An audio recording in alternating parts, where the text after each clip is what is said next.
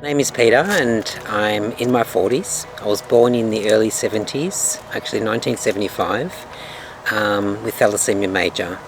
My parents migrated to Australia from Greece, so in their, I think, late 60s they migrated to Melbourne and they decided to start a family soon after they were married. So I'm the youngest of three. I did have an older brother. His name was Dimitrios, and my sister is Christina, and I'm the third. I'm Peter.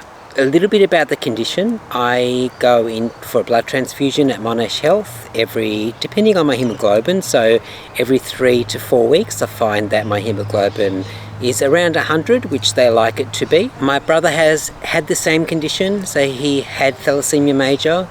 However, when he started his treatment, it was quite late, so he didn't start chelation therapy, which I'll talk a little bit about later, probably not until he was about 10 years old. So by that time, the constant blood transfusions did cause damage to his organs, in particular heart, liver, pancreas, kidneys. So his ferritin levels would have been well into the thousands, which caused organ damage. He ended up passing away probably in his early 20s of a cardiac arrest, iron overload in the heart. I was a little bit more fortunate in the sense that I started treatment at a younger age, probably when I was had blood transfusions as a baby. Probably my first one would have been around 6 months. However, iron chelation treatment would have started around 5 years old, and that involves having an injection every night, slowly infused through an infusion pump with a medication called desferrioxamine, and that's over a 10-hour period, which is what I like. Some people like it a bit less or a bit more. So I have that every night, 4 to 5 times a week. My ferritin levels are quite good. They're around 400 to 500, which is a good rate for me. Thalassaemia is an inherited blood condition. The reason why patients require regular blood transfusions is because our red blood cells just die off. Our red blood cells aren't able to produce oxygen like a regular or a normal person. So for me, it's usually 3 to 4 weeks, sometimes less. It really depends what kind of weeks I've had or what kind of months I have.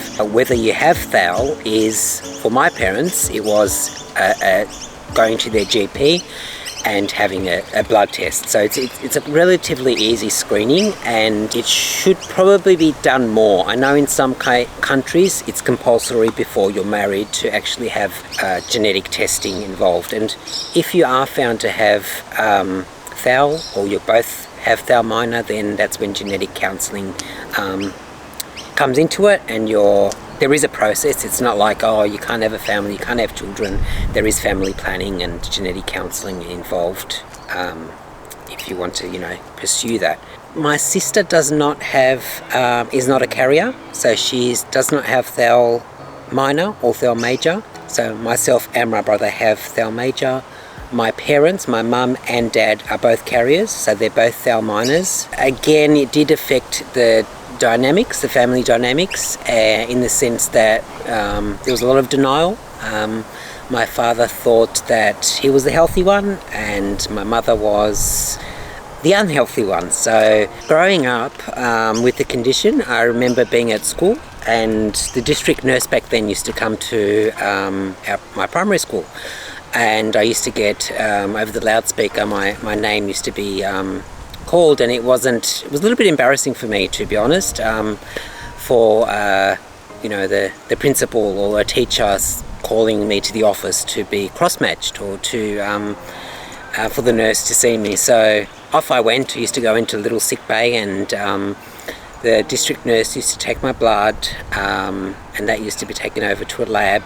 However, nowadays, I will still be cross-matched. My cross-match has to be within a 3-day period, because obviously over the years I've developed a lot of antibodies. So I used to be able to go a week ahead. Now it's only 3 days. So I'll go to a lab, usually a Monash lab, and process my bloods with the bloods, it's usually just iron levels, my cross-match to a blood donor. That's the most important thing for me. So whenever I do my cross-match, sometimes they do misplace them or they don't sign the form. I always tell the blood nurse, please make sure that the cross-match form, the blood donor form, is appropriately signed off on, because that's the most important thing. In Australia, we were very fortunate to have blood donors and donating blood to us, to people like me, and for a range of other conditions. I remember travelling and being in Greece, where I was shocked when the doctor asked me if I could round up some of my family or some friends to donate blood for my transfusion. I was just shocked, and I thought, no, I was just so embarrassed. I didn't want to ask anyone. I thought, no, I need to deal with this myself. I don't want to ask people I know to help me. They already see what I go through. So I ended up getting blood from Switzerland, 2 bags of blood, and cross-matching is also different over there. It's not like here. Here in Australia, in Melbourne, they cross-match us every time we need blood, whereas over there it's not as often. It could be once every couple of months. Also see in my community, within the thalassaemia community, patients that do not like talking about their condition, which is one of the reasons I got involved with this association, is to actually provide more awareness, let people know what this condition is about, that we need blood.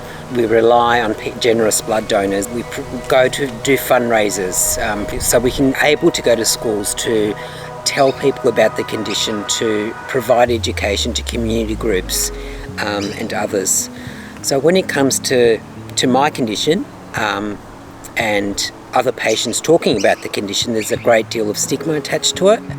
In saying that, I mean that in kind of Greek European communities, and even more so some Asian communities, when I've talked to patients, they don't like to tell others about their condition. It's very hush-hush.